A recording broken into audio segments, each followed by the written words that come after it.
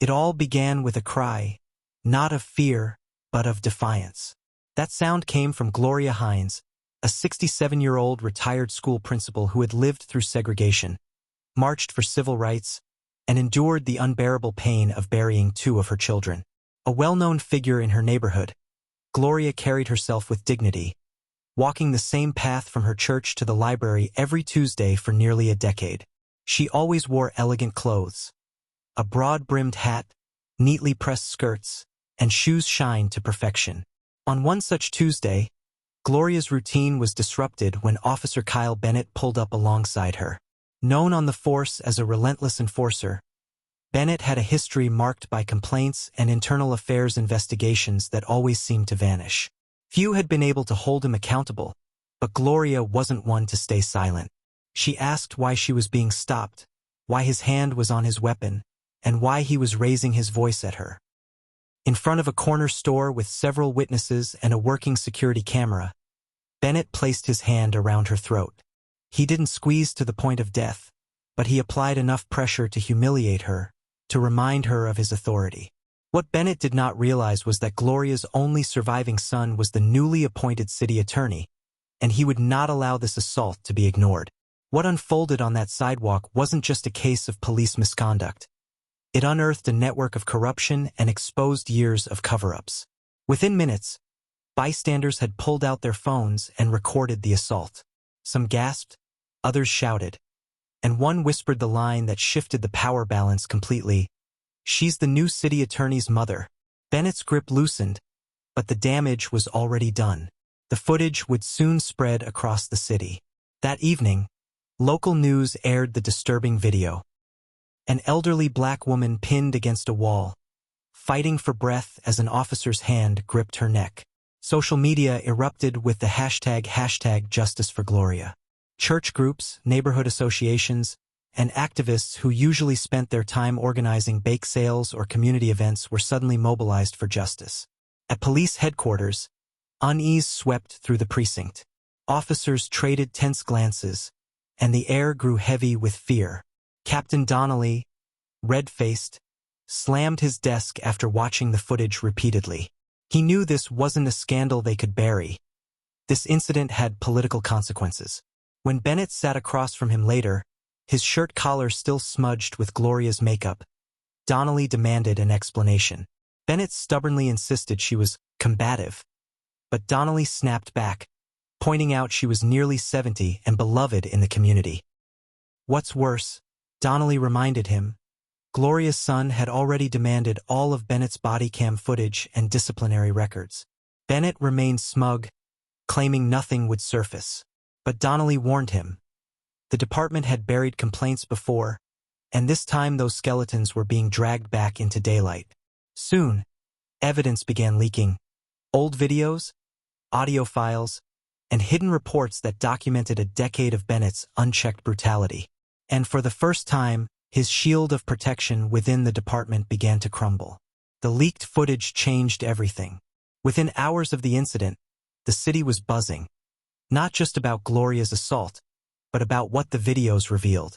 They showed Officer Bennett's long history of misconduct, slamming teenagers against cars, harassing the homeless, and planting evidence. These weren't isolated cases. They formed a clear pattern of abuse deliberately buried by the department. At the city attorney's office, Gloria's son, Miles Hines, held a press conference. Standing firm before the cameras, he declared, "This isn't only about my mother. This is about a system that allowed an officer like Bennett to go unchecked." Reporters immediately pressed him on whether he would pursue criminal charges. His response was simple, "I plan to do my job." With that, the case escalated beyond one officer's actions. It became a referendum on the entire police department. Meanwhile, Gloria sat quietly at home, her bruises fresh but her resolve unshaken. Each time the news replayed the footage of her being choked, she felt pain, but she didn't turn it off. Her son stood by her, hand on her shoulder, asking if she was ready for what was coming. Gloria nodded. "I was ready the moment he touched me." But the story took a new turn when a mysterious whistleblower emerged. He was Elijah Carter, a former police officer who had once worked alongside Bennett. Carter had tried to file quiet reports about Bennett's brutality years earlier, but was forced into early retirement under the guise of mental health concerns. In truth, he had been silenced. When Gloria defended him publicly back then, writing a letter to the mayor praising his integrity, he never forgot. Now, with Gloria at the center of national attention, Carter decided to act. He had hacked into the department's neglected storage server weeks earlier, unearthing a treasure trove of hidden files, videos, audio recordings, and internal memos that proved systemic corruption. He sent the evidence anonymously to Miles with a note. They buried the truth. I dug it back up. As Miles reviewed the files, his hands tightened on the desk. The evidence didn't just implicate Bennett. It revealed a network of cover-ups stretching across the department and city leadership. Complaints dismissed, reports altered, body cam footage deleted, all orchestrated to protect officers like Bennett. Bennett, it turned out, wasn't the disease. He was merely a symptom of something far worse. The revelations quickly exploded in the media. An investigative article titled "The Ghost Cops Files" went viral, detailing Carter's evidence. Retired officers called in to radio shows, sharing stories they'd kept buried for years. Community trust, already fragile, completely fractured. By noon, the district attorney had announced a full independent investigation. By evening, protests surged through the city. Back at the precinct, the so-called blue wall of silence began to crack. Bennett, once arrogant and untouchable, now sat isolated on administrative leave. The officers who used to laugh at his jokes avoided eye contact. For the first time in his career, Bennett realized he was alone. And yet, as explosive as these revelations were, they were only the beginning. Behind the leaked files lay deeper secrets, ones that would implicate powerful officials, judges, and community leaders. Gloria's assault had set off a chain reaction, and now the city stood at the edge of a reckoning no one could stop.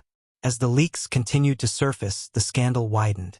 The files revealed not just Bennett's misconduct, but an entire system built to shield abusive officers. Judges, internal affairs investigators, and senior police officials had all played roles in covering up cases. The fallout was swift. The mayor called emergency meetings, civil rights groups filed lawsuits, and national outlets picked up the story. What began as a single assault now threatened to unravel the city's entire justice system. At the center of it all was Gloria Hines, whose quiet dignity turned her into a symbol of resilience. Though bruised, she refused to retreat. Friends, neighbors, and even strangers came forward with their own stories. One woman, Leona Charles, visited Gloria's home carrying a notebook filled with names and dates, a shadow archive of victims who had suffered at Bennett's hands. She explained that survivors and families had been keeping their own records for years, waiting for a moment when someone strong enough would make them matter. Gloria ran her fingers over the handwritten list, whispering, "He hurt so many." Meanwhile, inside police headquarters, panic took hold. Officers whispered about who might be leaking files. Suspicion spread like wildfire, and even longtime colleagues stopped trusting each other. For the first time, the department looked less like a fortress and more like a house of cards ready to collapse. Bennett himself, benched and bitter, paced in his temporary office, consumed not with strategy but with thoughts of revenge, against Gloria, against his fellow officers, and against whoever had betrayed the silence that once protected him. The community, however, was rallying. Church leaders, activists, and neighborhood organizers gathered in community halls. Dispatchers admitted they'd been ordered to reroute calls when Bennett's name came up. A janitor confessed to finding complaint forms torn up in precinct trash bins. These voices, long silenced, were now part of a growing chorus demanding justice. Flyers circulated announcing a public forum on police misconduct, organized by Miles Hines's office. The city wasn't just angry, it was preparing for a fight. Soon, another whistleblower emerged. Kendra Hale, a former precinct clerk who had disappeared years earlier, revealed herself to Miles and Gloria. She admitted that she had secretly saved copies of files whenever something disappeared, from official records. Now, she brought forward a thumb drive containing evidence that implicated not just officers but judges, union leaders, and even senior city officials. Every time someone signed off on a cover-up, she said, "I saved a copy." The impact was immediate. Protests grew larger. Gloria's image was projected onto downtown buildings with the words, "She spoke. We heard." The narrative shifted. Gloria was no longer just a victim. She had become the catalyst for a movement. Inside the courtroom, the case against Bennett finally began. Reporters crowded the halls. Protesters filled the courthouse steps. When Gloria walked in beside her son, she carried herself not as a frail grandmother, but as a woman radiating quiet fire. As she testified, her voice cut like glass. "I wasn't resisting. I was existing, and he choked me because to him I wasn't a woman. I wasn't a grandmother. I was a threat." The courtroom fell silent. By the time she stepped down, there was no denying it. This case was about more than one officer's arrogance. It was about decades of injustice. And Gloria's testimony had become the spark to light the city's reckoning. The trial pushed the city into uncharted territory. Witness after witness came forward. Officers, victims, and even family members, painting a chilling picture of a department that had protected Bennett for years. A sergeant admitted he'd been told to let it go when he tried to report Bennett's violence. A young woman tearfully testified that her brother had taken his own life after being brutalized by Bennett, convinced no one would ever believe him. Each story struck the courtroom like a hammer blow, deepening the sense that Bennett was just one thread in a much larger web. Outside, crowds swelled daily. Protesters filled the courthouse steps in the rain, chanting for justice. Some carried signs with the names of victims. Others prayed aloud. The movement was no longer about one officer. It had become about every silenced voice in the city. Then came the turning point. A leaked folder labeled Operation Quiet Ground revealed that the department had maintained a target list of black residents. Community leaders, activists, and even ordinary citizens deemed uncooperative. They were targeted for traffic stops, false charges, and harassment, all in the name of crime prevention. Gloria's own name appeared on the list. She was flagged for community organizing and marked monitor activity. Seeing this, her son slammed his fist on the table. "They've been watching us all along." The leak sent shockwaves through the city.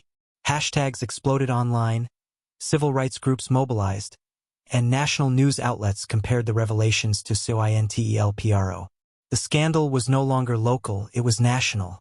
Meanwhile, Gloria's strength inspired others. When her house was firebombed one night, she refused to be intimidated. Standing on her charred porch the next morning, she told reporters, "They thought they could silence me, but fire doesn't scare me. Proves the truth is dangerous."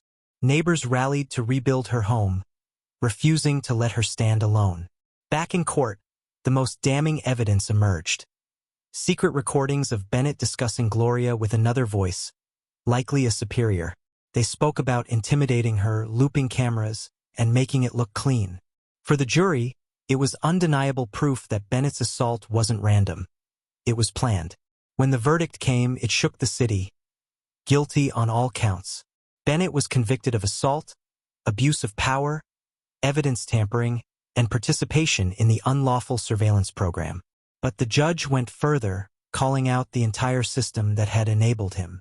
"Justice in cases like these is rare," she said, "but it must no longer be." Then, in an extraordinary move, the judge invited Gloria to speak. Rising with steady strength, she told the courtroom, "I didn't speak up because I thought I'd win. I spoke because too many never had the chance. This moment doesn't belong to me.